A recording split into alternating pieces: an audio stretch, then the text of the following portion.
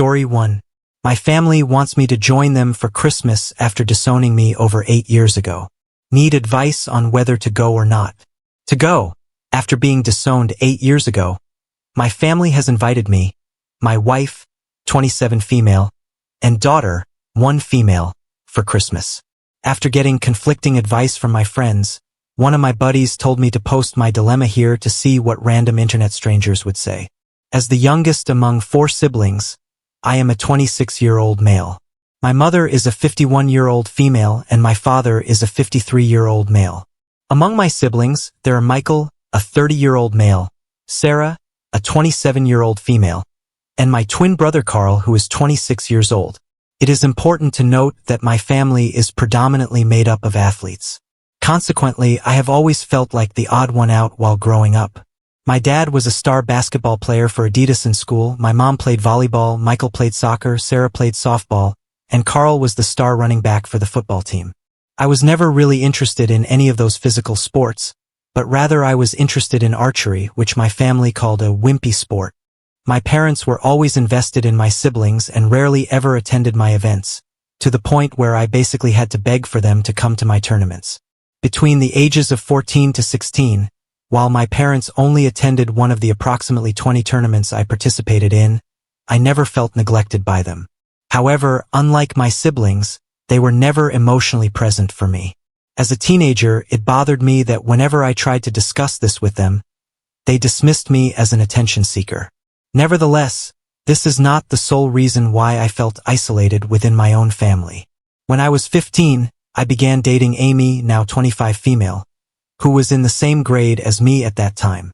After about 6 to 7 months of dating, I introduced her to my folks. Admissible things, and they really liked her. I know I was young, but I could see myself having a future with her.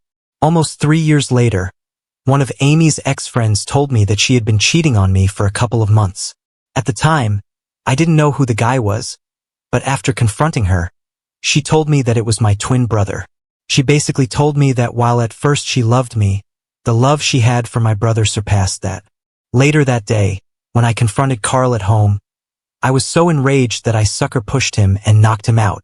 Although I acknowledge my wrongdoing in resorting to violence, after years of pent-up anger towards him and the rest of the family, it all finally erupted. Thankfully, my family chose not to pursue legal action, sparing me from being tried as an adult in court. Consequently, I was sent to reside with my paternal aunt, a 48-year-old woman, who had become estranged from the family and resided in a city approximately 2 hours away. From then on, I have not had any contact with them. At first it was tough, but later on, with support from my aunt and her husband, 48 male, I moved on from wanting a relationship with them. I transferred to a different high school and attended a university in my aunt's city and graduated as an electrical engineer. I later met my wife and got married to her. At the time of my wedding, I thought about inviting them but went against it because I did not want any sort of drama at my wedding. From that point, me and my wife bought a house an hour away from my aunt's and were blessed with a daughter a year ago. About a week ago, I received a Facebook message from my mother and father wanting to reconnect over Christmas at their house. I told them that I would consider it as I possibly have other plans but would give them a clear answer soon. Later on, both Michael and Sarah sent me friend requests, which felt weird to me. My wife has told me that if I decided to go, she and my daughter would spend Christmas at my father-in-law's house, as she does not want to deal with unwanted stress as she is 2 months pregnant. I concur with her viewpoint. Those who are reading this, I am uncertain about whether I should make an attempt to mend my relationship with my family or not. I am deeply conflicted about which course of action to pursue. On one side, there is a possibility that they regret their actions towards me and wish to offer an apology. On the other hand, if I do go, they might insist that I apologize to Carl, which is something I am unwilling to do. Any advice would be helpful. Now for the top advice before reading the update. 1. I think you should go another time. Spend Christmas with your wife and child. Visit your family at a less stressful time to see if they have any ulterior motives.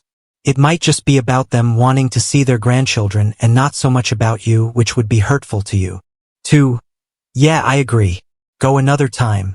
Else thinking the same thing. Could be something related to the grandkids. Spend Christmas with your wife and child. Christmas is too big of an event to meet them. Also, update us. 3. I can't get this post out of my head. I can't imagine parents kicking out their child who was betrayed by their other child. They might want to reconnect due to money/grandchild. I don't know, but it's weird that even his siblings texted OP. I hope it's for good reasons though. 4. I honestly would spend Christmas away from my pregnant wife for them. Maybe I'm missing something, but why Christmas? They could have reached out at any time and given you a chance to pick a convenient time, as they're the ones trying to amend things. I'm not sure about it. It appears strange to me. 5. Personally, I wouldn't go unless you truly desire to have them back in your life. It's all about appearances. They discovered that OP has a child and is doing well, and now they are attempting to mend the family so they don't appear like a disgrace. Remember, they abandoned their son many years ago. It feels like a deceptive situation. 6. It's worth noting that they didn't start with any regret or indication of an apology. They want something. Money/free work/an organ/access to your babies, or just to look good to their friends. I'm not saying don't go, but keep your expectations low. Be ready for the "we need you to do X for us in order to properly reconcile" speech, and have a quick exit prepared. 7. I don't know. As a parent, I cannot fathom going no contact with one of my children for 8 years after my other child did something so cruel to him, so he hit him. That is just inconceivable to me. Now, I totally understand if my son hit his brother if he ever did something like that. Maybe wrong, and I know I'm not supposed to say that, but we're all still human. Whether you can move past the fact they abandoned you to your aunts and turned their backs for 8 years is your choice. But personally, I don't know if I could. If you can't and don't want to see them again, I doubt anyone would blame you. If they do, they don't know the full story. If they do know the full story, then they're not worth your time either.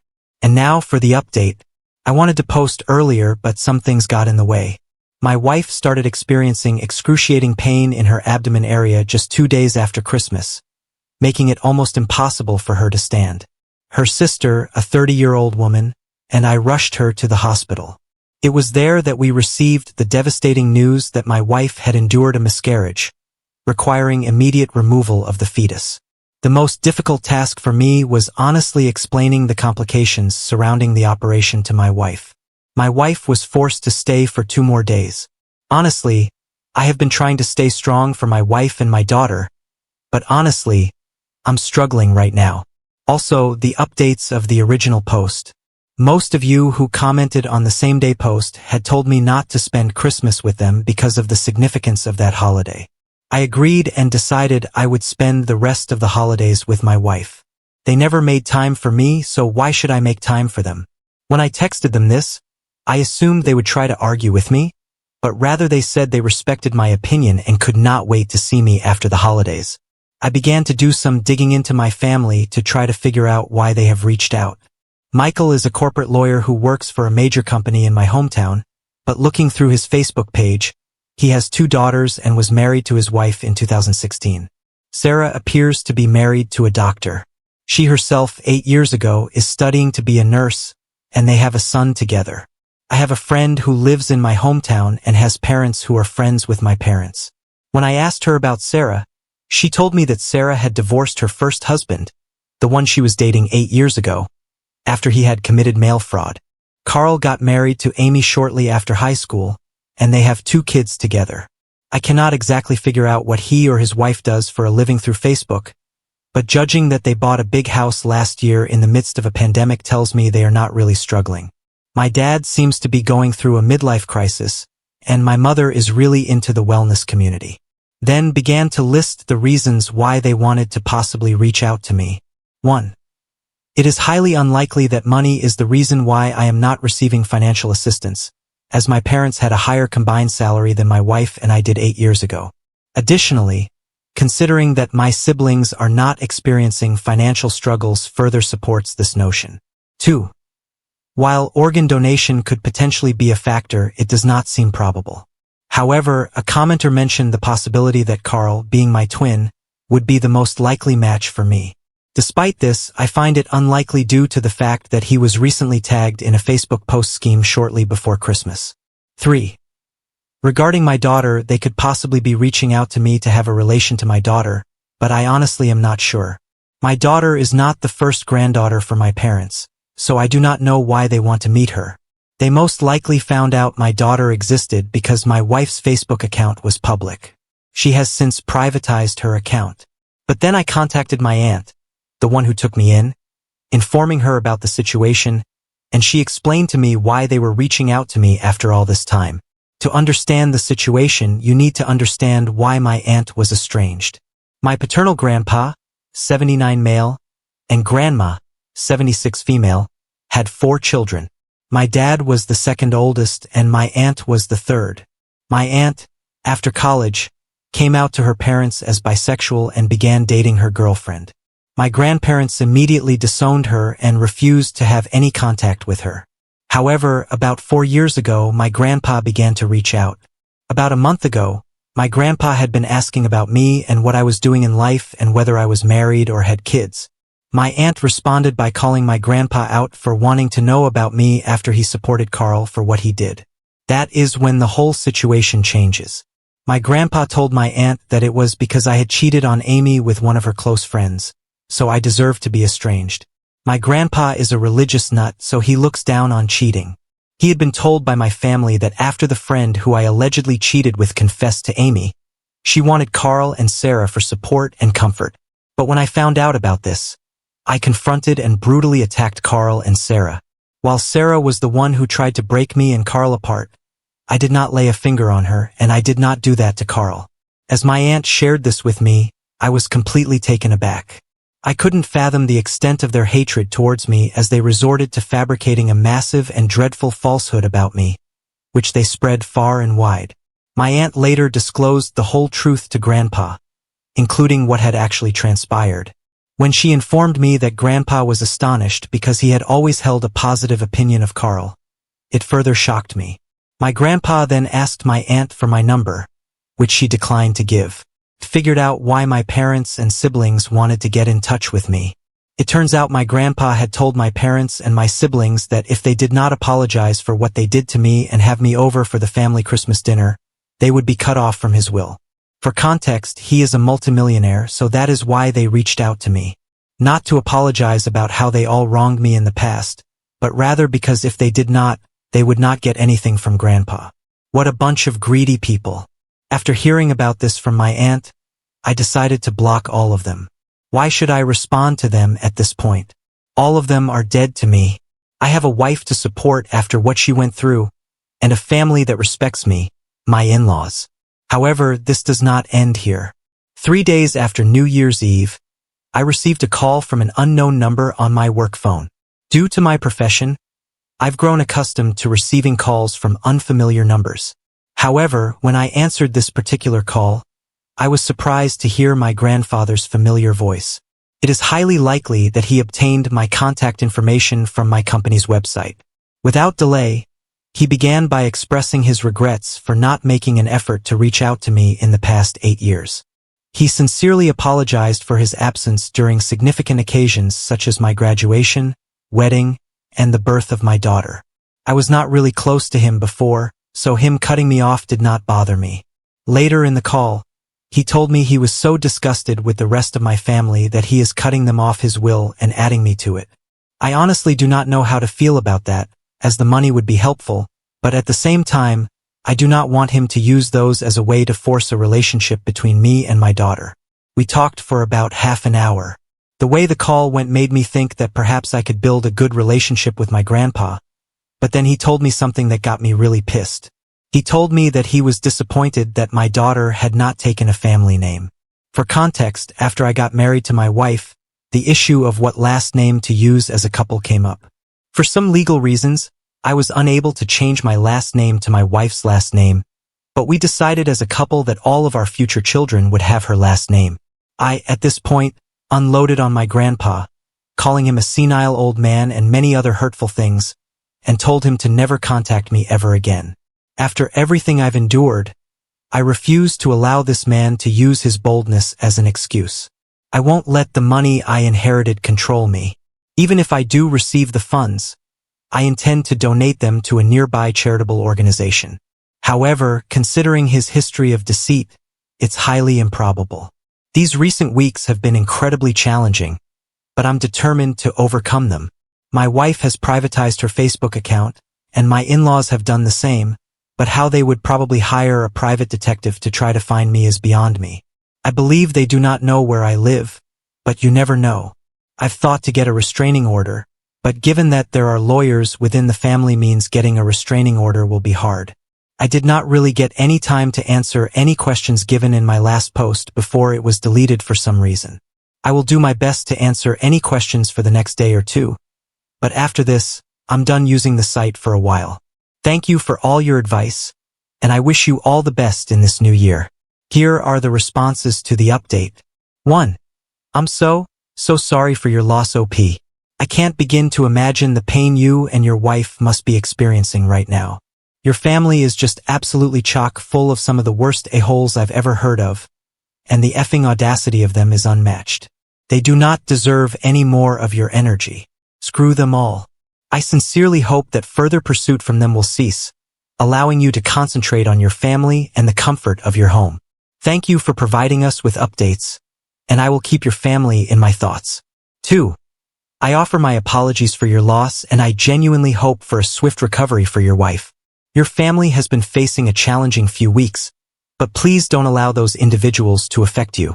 I have to say, besides Grandpa's awful comments about the last name, at least the truth is out to make those people look bad. Grandpa can keep the money. If it comes your way before you do something, think about it when you are calm. You chose good people to be family, your wife, daughter, in-laws, aunt. They're all that matter. The others can go to hell. 3.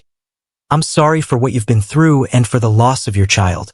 Remember, you have supports and a family that loves you. You are wanted and loved by them, even if your parents and siblings aren't those people. You are not alone. Seek professional supports and help for yourself and your wife. It's a lot you've gone through. 4. Regrettably, the new variant has caused a delay. Sharing the burden with your grandfather might have persuaded him to disregard your aunt's claims and provide your family with their rightful inheritance, particularly because they attempted to portray your son as extremely troubled and emphasized any minor conflicts with him. It was understandable for you to feel offended, but he ultimately chose to harm you instead of resolving the issue. 5. The guy must be old and is going to have old-fashioned values. Did you try explaining that it's something that's done in society nowadays, or did you see red immediately? To be honest, you've had a really rough time of things, and I imagine that must have been the straw that broke the camel's back. Right? I just figured you might want a fresh perspective. Much love to you, man. I really hope your missus get better quickly and you too improve quickly. Ops response. To be honest, right now I do not care how he sees me. I do not want to have a relationship with him on the basis of money. This may ruin the relationship my aunt and grandpa have, but to begin with, they never really had a relationship. Now on to the next story. Story 2. Before we start, if you're enjoying this video so far, please consider liking and subscribing to the channel. Now let's continue. I cheated because I thought my husband had cheated. He has left the house and has not said a single word to me. Please help. I have been together with my husband for over 6 years. We have been married for 4 years and have a 20-month-old son together. We met at a friend's home party and connected almost immediately. He approached me first, even during our first meeting. He was incredibly handsome, confident, and charming. I noticed several girls, including some of my friends, wanting to talk to him when we were there, but within the first 10 minutes of arriving at the party, he came over to me. I can't find the perfect word to describe how I felt at that moment, but if I had to pick, I'd say I felt almost chosen by him. We started dating a few days later, and the more time we spent together, the more I fell for him. I've always felt like he was out of my league, but meeting him, he never made me feel unsure about his desire to be with me. I knew beforehand that he had been with plenty of women, but it didn't bother me because he never spoke of it or mentioned it. The few times I asked him if he really wanted a relationship or if he was sure about us, he always told me he loved me and that he didn't care about other women. After 2 years, we ended up getting married. We tried having a child and were blessed with a beautiful son. He always wished to have a son and a daughter, and we were planning on having another child. I have always loved my husband more than anyone can imagine, But after giving birth, I gained a bit of weight. He always told me he didn't care and that he loved me no matter what. He suggested I could start training with him. He goes to the gym at least 4 to 5 times a week, and that we could do this activity together. I always said yes, but we never ended up going together for various reasons. He never got out of shape and regularly went training in the gym without trying to invite me there. As time moved on and the baby demanded most of our time, our sexual life vanished. He assured me he was still attracted to me, often initiating intimacy, but I often turned him down, mostly because of my insecurities about my body and myself around him. This is still a huge regret for me. He even suggested leaving our baby with our parents, his or mine, to get some alone time, but for some reason, I kept neglecting him. My self-esteem kept declining, and he tried his best to uplift and encourage me. When we went out somewhere, I could see other women looking at him or trying to make contact, which bothered me, but he always reassured me of his love for me. One day, he came home from work, long work hours at the hospital, and went straight to bed, telling me he was exhausted. I started looking at his phone and checking his Instagram and Messenger messages. I could see several chats with different women, some of them I know are or his ex-girlfriends. They asked him out for coffee or if they wanted to meet up somewhere, just as friends, but he always turned them down. I even saw archived messages from an ex who had messaged him out of the blue and asked if he wanted to meet up for good times, which refers to sexual relations. He had responded with, "I have a wife," and blocked her. I don't know why, but in my head, I started making up that he must have been cheating on me with at least one of these girls. I ended up contacting an ex-boyfriend whom I hadn't talked to for years. One thing led to another, and we met up at a hotel close by. At first, I just wanted some sort of payback, but as we ended up having sexual relations, I was filled with incredible regret. This all happened during the day while my husband was at work, completely unaware. It took me 3 days, and one day, as he came home and we were in front of the television, I started crying and told him everything. He just kept looking at me but didn't say a single word. He went upstairs and locked the door to our bedroom. I followed him, crying at the door, but he didn't say a single word to me. It took him a long time, but he finally came out, immediately left the house, and I haven't heard a single word from him. He didn't even say anything to me when leaving and didn't even look at me. I have tried to call him at least hundreds of times, but he still hasn't responded, and I have no idea where he has gone. This all happened yesterday, and I haven't heard a word from him. I am scared to contact his or my own family because I am scared for them to find out. Please, I really don't know what to do and just want to save my marriage. I have an incredible feeling of disgust and regret, and I don't even know why I didn't trust him. I know most of this stems from my own insecurities, but I just want my husband back. He has left me alone with our baby. How can I get in contact with him? What can I do to save my marriage? Now on to the next story. Story 3. My cheating wife ruined our marriage. My wife, 37F, got a new job 4.5 months ago. She also made some new friends. I, 36M, didn't really like them. They were all hardcore feminists, professional victim SJW types.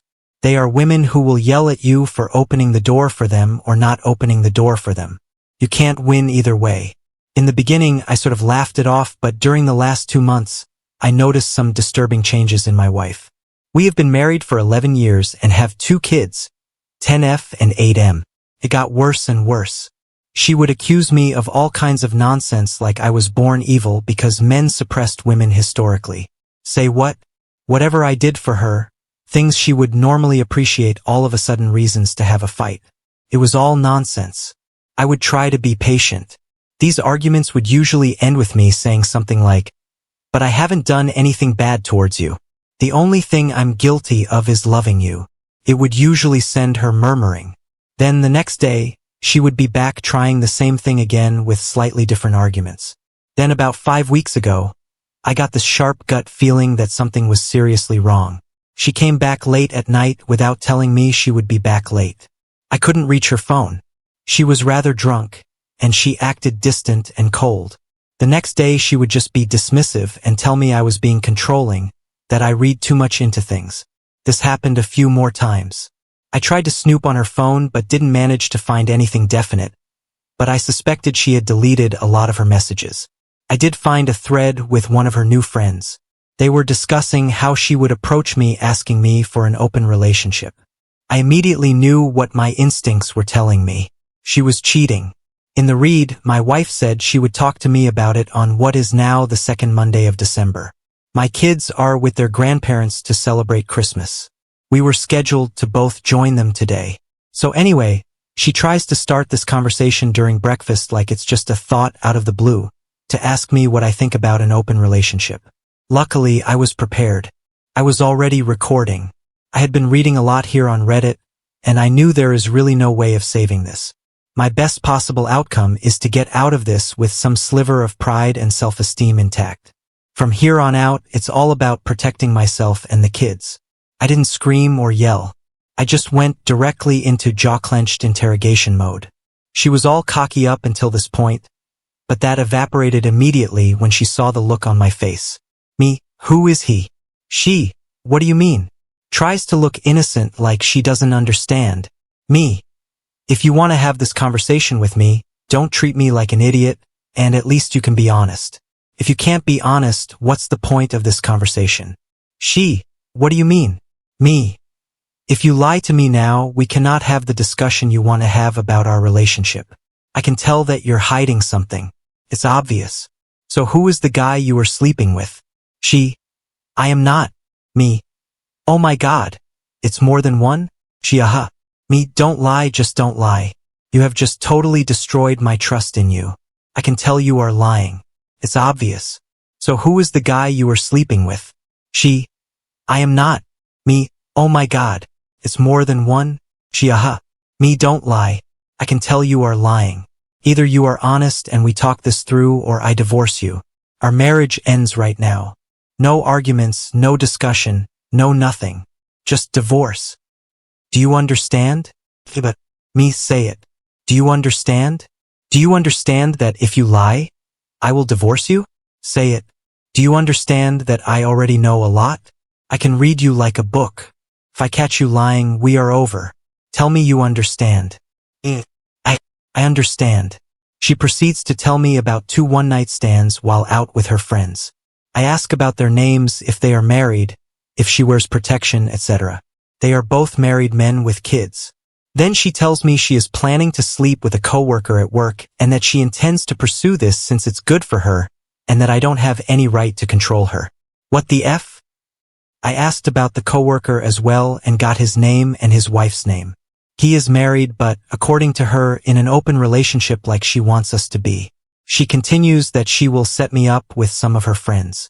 One of them is really keen, apparently. What in the actual F? I have seen this friend, and I wouldn't touch her with a barge pole. I told her I was not interested. I ask for her phone, and she shows me the pattern to open it. While she went to the bathroom, I locked myself in my office. She freaks out, and while she was back banging on the door, I ran recovery software on the phone for deleted content and ended up with lots of painful evidence. 30 minutes later, I also installed a spying app from an online service. When I came out, I gave her the phone and told her to leave. She argued a lot. I didn't really respond beyond single-word responses. She didn't seem remorseful at all through all of this. She was yelling at me that I was acting controlling, holding her back like men always held women back, that I never loved her, that she had every right to do this, that she expected me to just accept this, that it wasn't a big deal, etc. I didn't argue back. I hardly said a word, actually. I just packed her stuff while she circled, yelling at me. I ended up at the front door where I just stood silently until she ran out of steam. In the end, she reluctantly went to her parents' house. On her way down the stairs, I told her she was single now so she could do whatever she wanted. I wasn't controlling her anymore. My lawyer would be in touch in January. When she turned to respond, I just slammed and locked the door. I later watched as she discussed it with her friends. They were telling her how strong she was, demanding what she was entitled to, how she deserved better than me, that it was empty threats from my side, that I wouldn't go through with it. You want to bet? What really worried me was how they told her that, if needed, she could just accuse me of domestic abuse.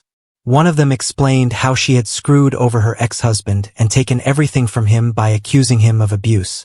I have ordered cameras to put up at my house now. I know now I have to record everything. I just couldn't believe what I was seeing. I have never, ever threatened her in any way. Then she started messaging her AP to meet up. They agreed to meet at a hotel. I was absolutely stunned. I went online trying to find the AP's wife. It didn't take long. I got her to accept me as a friend on Facebook, and I told her everything, including the ongoing activity at the hotel. She thanked me and hung up. A few hours later, I got a video from her. She went to the motel and confronted them. From the screaming, this wasn't the first time her husband had cheated. ing a hole. You do this to me again? To the kids again? I told you we were over if you ever did this again, you a-hole. And she walked into the room and filmed my wife getting dressed on the edge of the bed. I threw up when I saw that the first time. The AP's wife slapped her and cursed her out. I sent a message to my wife telling her that I saw the video from the hotel and that I never want her near me ever again. It's like she sees our interaction as some sort of pissing competition where she, in her mind, is winning. She's totally delusional. I can't understand any of it. It's like she isn't connected to reality. Like she doesn't really understand that we are divorcing. I logged on to my wife's family WhatsApp group and informed them that we are divorcing due to her infidelity. I thank them for making me feel welcome and part of the family before disconnecting from the group. I have received a few calls and messages from her side, but I haven't read them or responded. I just don't have the energy for it. I called my parents and told them everything. My father messaged my wife that she wouldn't be welcome for Christmas. I am at my parents' now and I have talked to my boss. He is giving me time off until mid-January to sort my things out. I've been monitoring my wife's increasingly frantic discussions with her new friends. I don't think it's dawned on my wife that she has lost her family, that her marriage is over, and that her new friends and her AP don't really give a damn about her. She has sent me many messages, and she showed up at my parents' house demanding to be allowed to celebrate Christmas with us.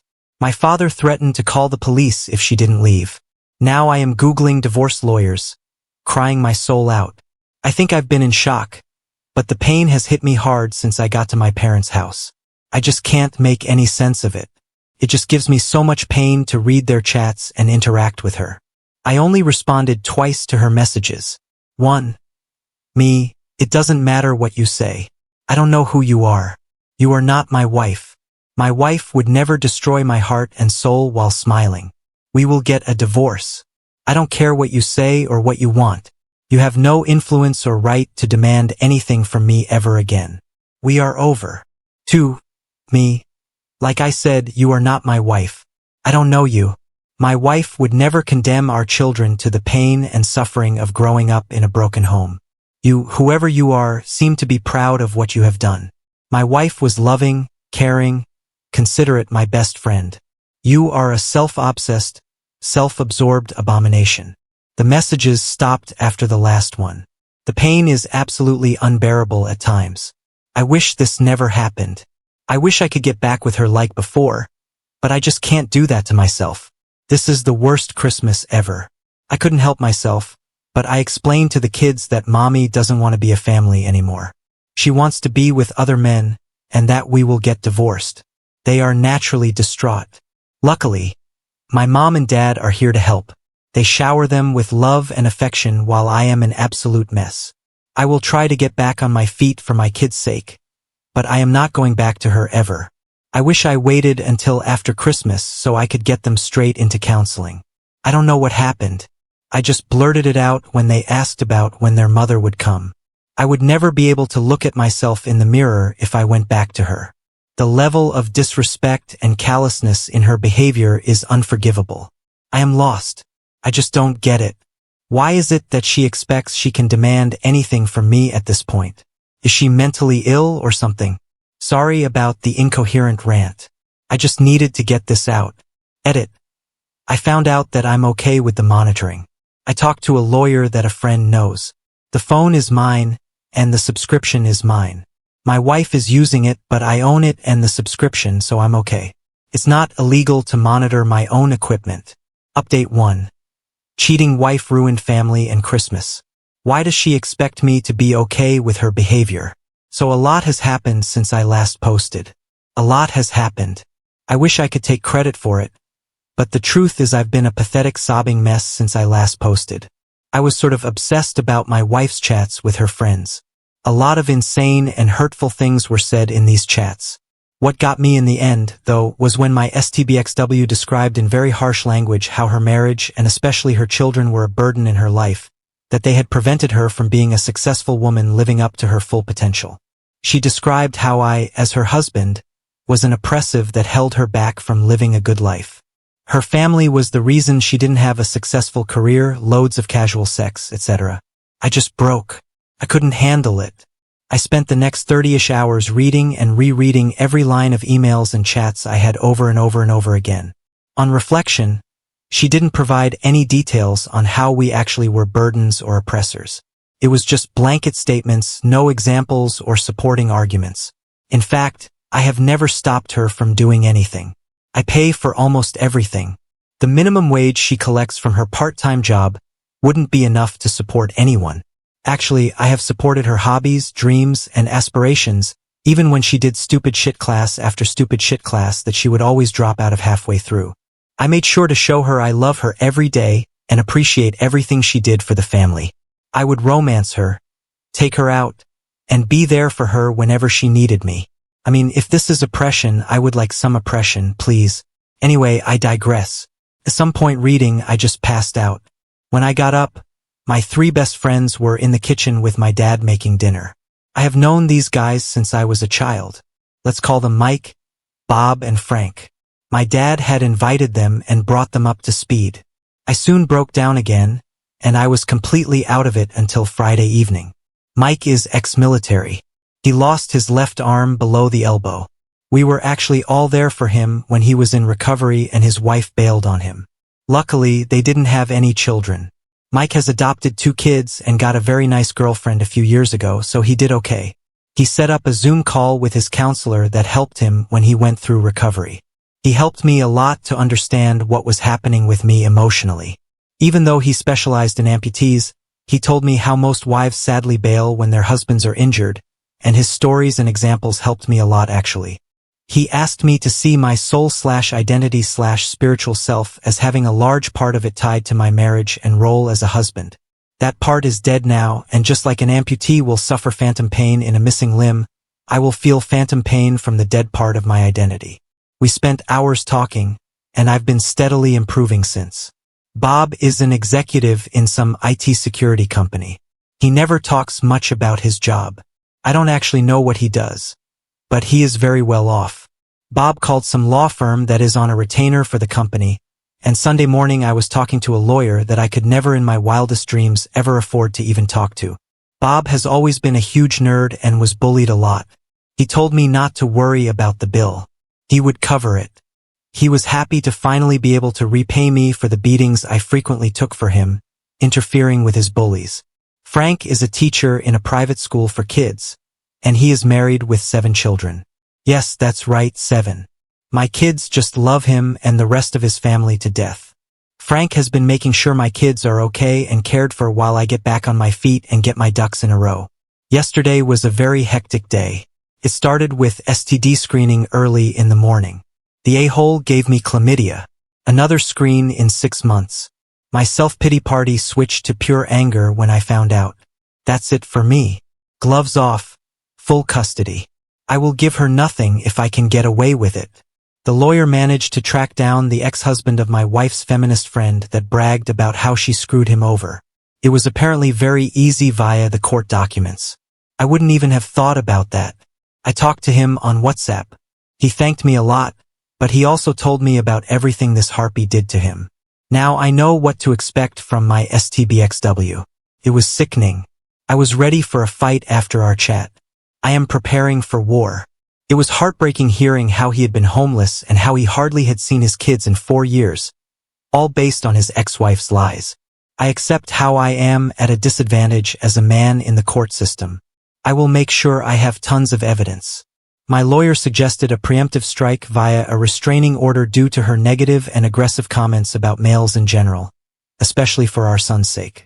Growing up in a household with an openly anti-male parental figure is obviously very damaging, so I'm going for full custody. I told the lawyer to go ahead. She expects her to be served the restraining order today. I had a call with my STBX on Zoom. Keep in mind that she hasn't reached out to me at all since she showed up at the door to argue with my dad. She hasn't reached out to the kids or anyone else either, so it's not like she cares about any of us. The call was absolutely bizarre. She was all made up with a massive cleavage. It was obvious she was trying to look her absolute best. I haven't seen her that dolled up for years. Throughout the entire conversation, she tried to bait me into a fight, to get me angry. I managed to keep cool. My lawyer had told me what to ask for. Apparently, it's very positive if attempts are made for an amicable divorce prior to filing for a contested divorce. I was recorded. I even told her I was. STBXW didn't disappoint. She started out with this absurd statement about how there are two types of penises, one that is roughly the same size whether it's erect or not, and the other type that shrinks and grows based upon whether it's erect or not. What in the actual hell? Who opens a call with their husband like that?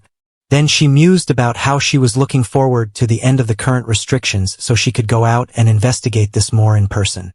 I simply responded that I wasn't interested in her hobbies, and that I was only interested in discussing our divorce.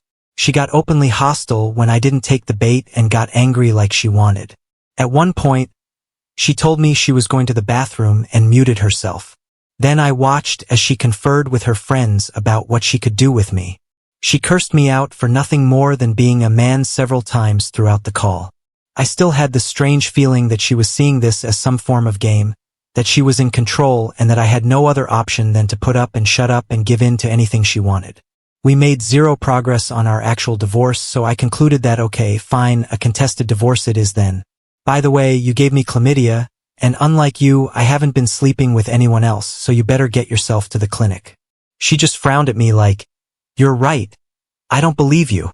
I seriously have no idea at all what is going on with her. And at this point, I no longer care. I sent the recording to the lawyer and she was shocked, to say the least. Everyone thinks my wife is insane at this point. Maybe she is. Since I own her phone and the subscription, I can actually use the chat logs as well in court. Turns out it's fully legal to monitor my own device as much as I want. After our call, there was a frantic discussion between the harpies, but I could finally put it aside. I no longer care what they talk about. The lawyer is confident we will win this thing unless there is something I haven't told them about. So there we are. Still hurts, but I can treat it as phantom pain at this point. I have abandoned feeling sorry for myself, and I am going for the jugular. No prisoners. I need to protect myself and my kids. I am good. My kids will be fine. I will make sure they get therapy as much as they want. My STBXW will soon be a distant memory, and I will start building a new, better life. Edit. Found out today that she knew about the chlamydia and got treatment but didn't tell me. She was joking and laughing with her new friends about it. Update 2. Cheating wife ruined family and Christmas. Why does she expect me to be okay with her behavior? I get a lot of feedback like I am strong or winning in some way or somehow getting out on top. Rereading my posts, I can see that my anger towards the situation filters through, and I could seem fine and sure of myself. Truth is, I am not. I wish this never happened. I wish my family was still intact and that I had a long, lazy, comfortable life ahead of me with my wife as the kids grow and start their own lives. No one is the winner here. My wife has gone off the rails, and the entire train is burning in the ditch. I don't know what is wrong with her. She refuses to see medical professionals for possible mental issues, and she acts like nothing is wrong. Still, she shows no remorse or regret. She acts like I am unreasonable for not just accepting whatever she wants, and she hasn't even talked to the kids since D-Day.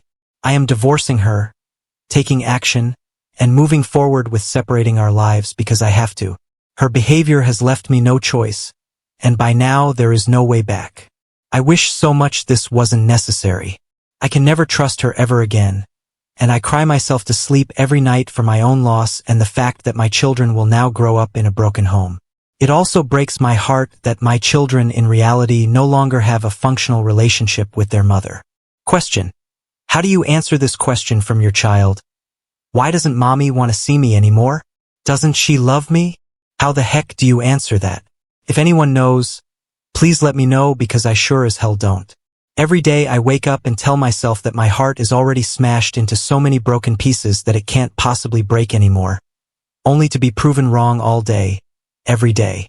My wife still doesn't know that I can monitor her communications, or she doesn't care. She is 100% convinced that I will never leave her and that my reaction to her behavior is totally unjustified. She keeps talking badly to her friends about me, our marriage, and our children. I don't understand why she hates us so much. We haven't done any of the things she accuses us of doing to her friends. As I mentioned before, my lawyer won a temporary restraining order against her. There was a hearing yesterday morning, and since there were no new direct threats, it wasn't extended. My lawyer suggested using the fact that she knowingly infected me as a threat to try to get her to agree to an undisputed divorce. I wish we could separate in a reasonable process. I hate the fact that I have to see her as the enemy and always assume the worst possible outcome. If she wanted to leave me, I would be able to live with that, but why force me into this extremely adversarial process? Why does she do her best to hurt the people that used to love her as much as possible in the process? What possible gains can she have from this? I would appreciate any insight on this. It just doesn't make any sense to me. If I go to court, I will probably have to pay her a lump sum for the equity in our house, etc. I will probably not be liable for alimony, and since she doesn't show any interest in the kids, I'm hopeful I will win custody of them if it goes to court.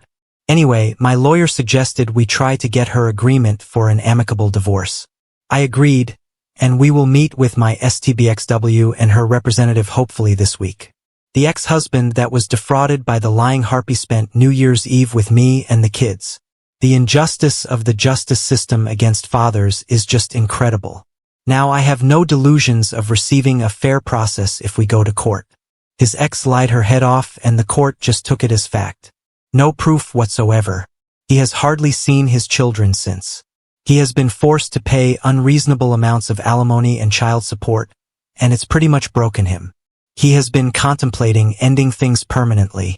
With the new evidence he gets from me, he has renewed hope. We both talked to my lawyer.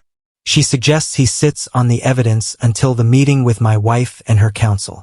If he takes action now, it will show our hand that we have access to all their communications. My lawyer's goal is to divorce me and my wife as soon as possible, as smoothly as possible. Right now, I just hope I can get away from her. If she decides to fight, it can drag on for a long, long time, distressing me out. I just need to get free. I will post an update if I get a meeting or if we go directly to a disputed process in court. Update 3. Cheating wife ruined family and Christmas. Why does she expect me to be okay with her behavior? Sadly, the bizarre situation continues. The meeting with my lawyer and my STBXW was yesterday afternoon. She showed up 30 minutes late. She didn't bring a lawyer, and she claims she doesn't have or need one. Instead, she brought one of her new harpy friends. Censored until after hearing. My lawyer had given me very strict instructions on how to behave.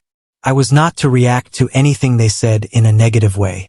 If they addressed me, I was to respond in a non-confrontational manner or positively if I could. If my lawyer put one or both of her hands flat on the table, I needed to keep my mouth completely shut. So they show up late, no masks of course. The harpy, censored, tries to insult me and wind me up in any way she can think of. My STBXW does the same. My lawyer is trying to get the discussion going on the subject at hand, our divorce, but they are just joking around. They laughed at their own insults towards me a lot. It was a real cringe to watch. It's clear now my wife still believes this is all a ruse, that there is no way I can divorce her. In her mind, only she can divorce me, and only if she wants to. If she does, she will get everything. I just sat there thinking, what the F is going on? I didn't actually say anything of substance. I only responded a few times, and it was along the lines of yes, you are probably right, or I really don't know. Finally, they ran a bit out of steam.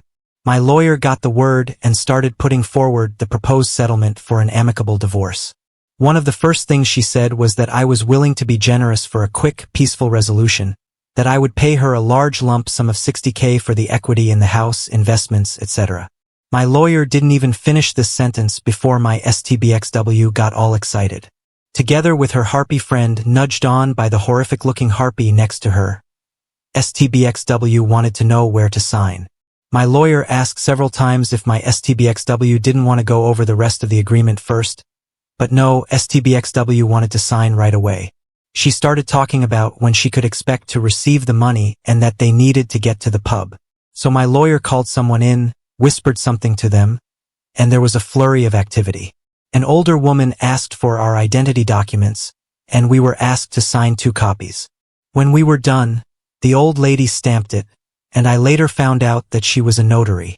My lawyer, almost standing on the palm of her hand at this point, thanked my STBXW and the harpy and told them we were done. They left, and my wife didn't even bring her copy of the agreement with her. She left it on the table. My lawyer looked at her flat hands and at me. She obviously didn't want me to say anything while they were in the building. When we could see them crossing the parking lot, my lawyer looked at me and said, "Congratulations." Then she spoke at length about how this was the strangest session she ever had for a negotiated divorce. She told me she would send my STBXW's copy to her after we do a hearing in front of the judge or if she gets a lawyer that asks for it. Until then, it's forgotten in my lawyer's drawer. So it looks like on the surface I will get through this divorce a lot easier than I first thought. STBXW can still hire legal representation and dispute this. My lawyer told me she would try to call in every possible favor she could think of to get me a hearing with a judge as soon as possible. It will probably be a video call. I have also hired a PI after the advice I got here on Reddit, and he got photos of my wife making out with 2 different guys at 2 different bars yesterday, and she went to a hotel with one of them.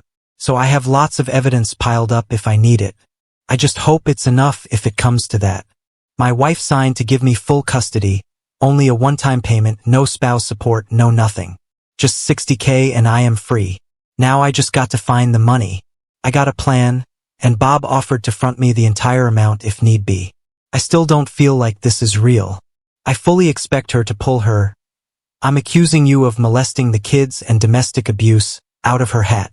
My lawyer told me to keep a very low profile, pay for everything I normally pay for, and don't rock the boat in any way at all.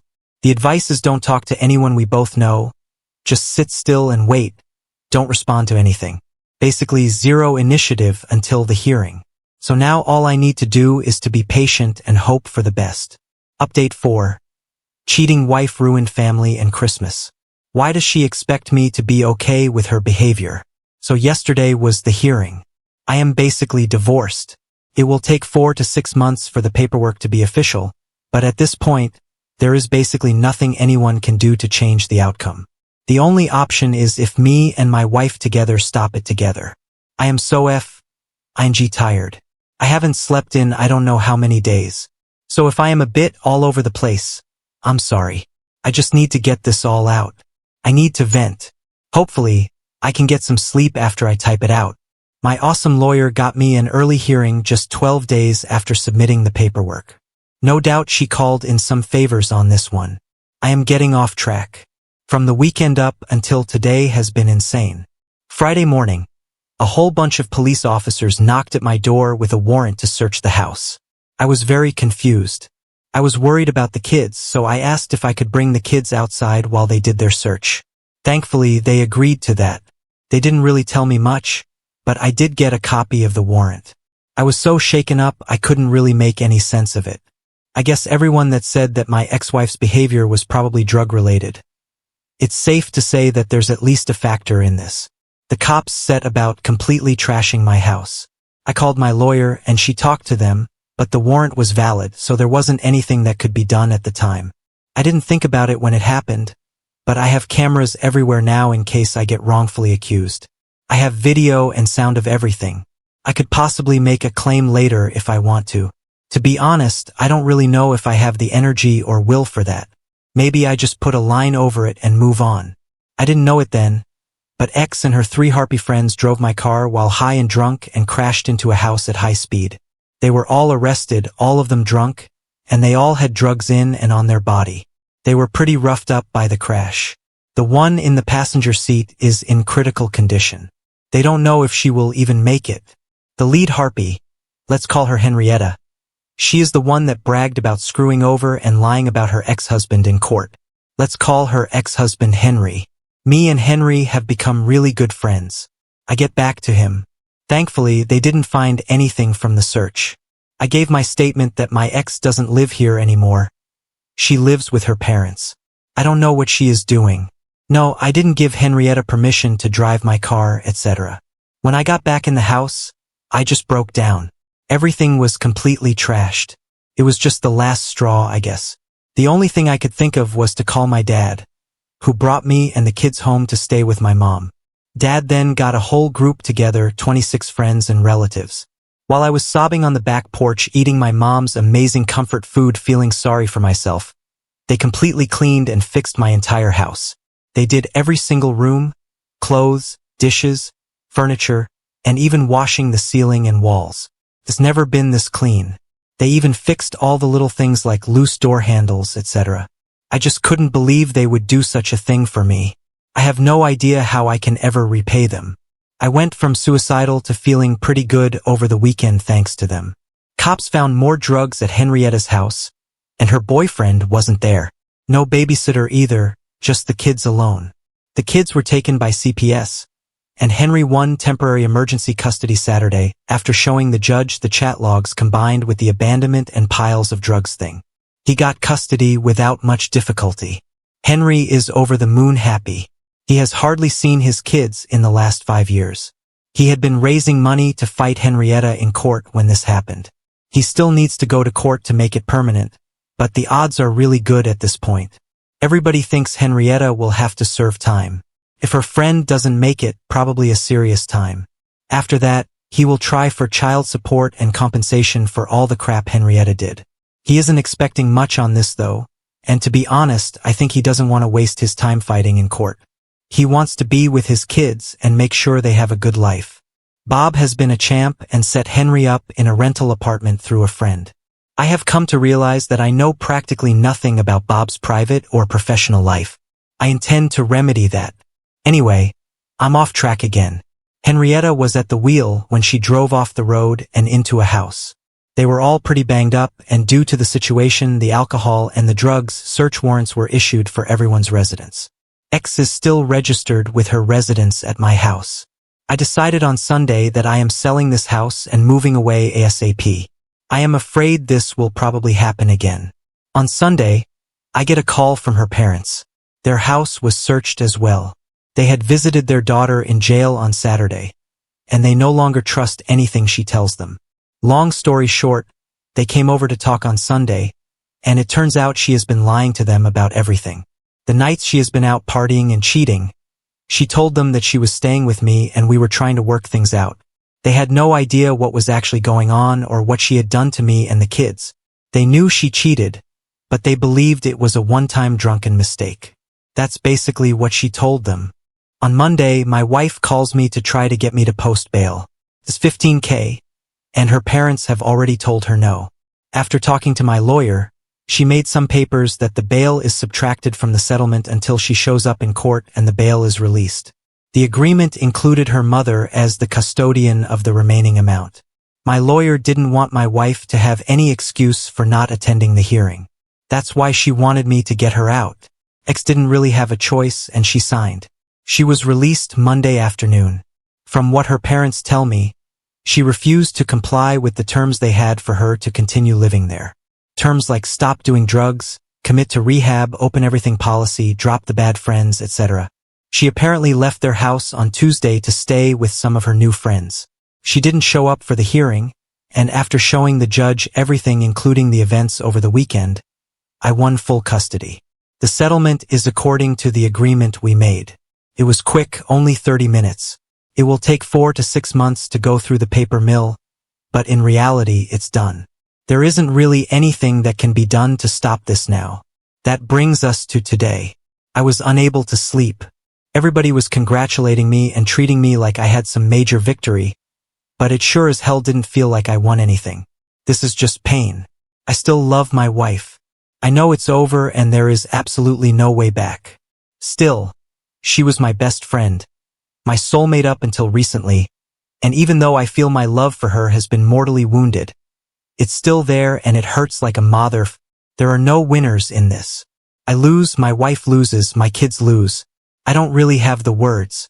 It feels like I am being asked to celebrate that I have lost both my legs, but because I took action, one of my legs could be cut below the knee while the other still was cut above. When people congratulate me, it feels almost like that, like they are commending me for saving half a kneecap while losing both my legs.